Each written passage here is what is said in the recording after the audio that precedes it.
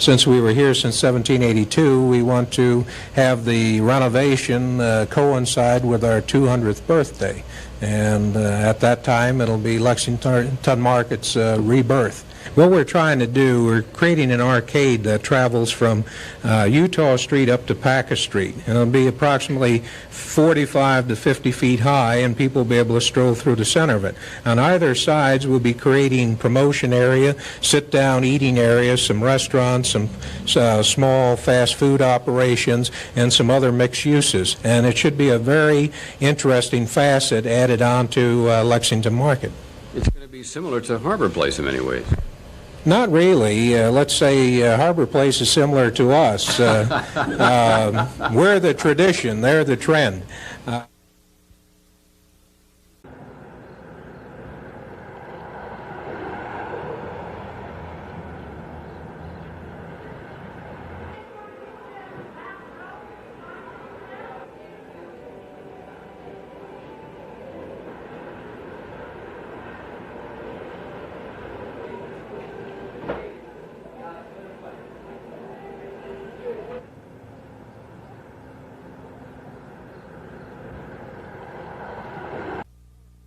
The Ponkabird Pub and Snack Shack in Canton, a popular spot for truckers and longshoremen, was closed for lunch today.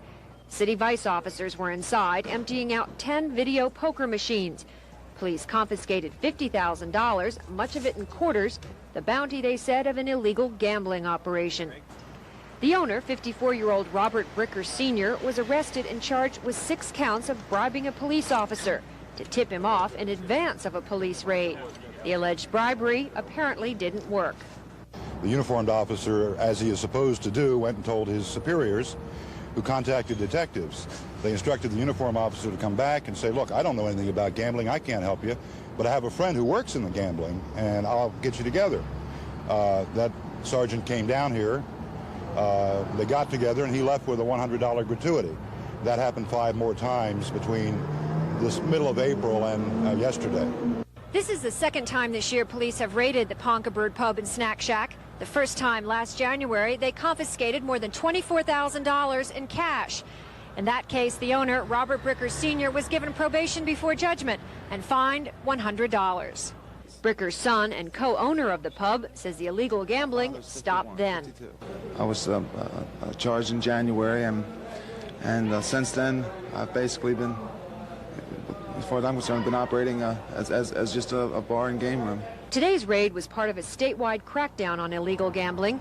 Operations, police say, which cost the state millions of dollars a year in lost taxes. In Canton, Joan Gartland, News Scene 2. There is a building boom going on in Annapolis. It's only a bit of an exaggeration to say that on almost every street corner you can find a new hotel. The city is gearing up for what some people say will be a major increase in tourism for the state's capital. In Parole, a northern suburb, the large new Ramada Hotel began interviewing prospective employees for jobs today. About 100 people applied within the first few hours, and they will be taking applications all week for the 125 jobs available. This hotel and several others will be open for business by the end of the year. That's created some mixed reaction. We've always felt in Annapolis that we're going to have visitors, and that if we could have 200 or 300 hotel rooms, we could have visitors who would spend the night. And a visitor who spends the night spends about 5 to 10 times as much as a visitor who just comes for the day. They're not simply going to walk into town and fill up. It won't happen. The consultants were wrong then? Consultants were wrong. Consultants are almost always wrong. But the big question mark right now is whether Annapolis will be able to support all those hotel rooms, whether the business is here. Lou Davis, Channel 2 News, Annapolis.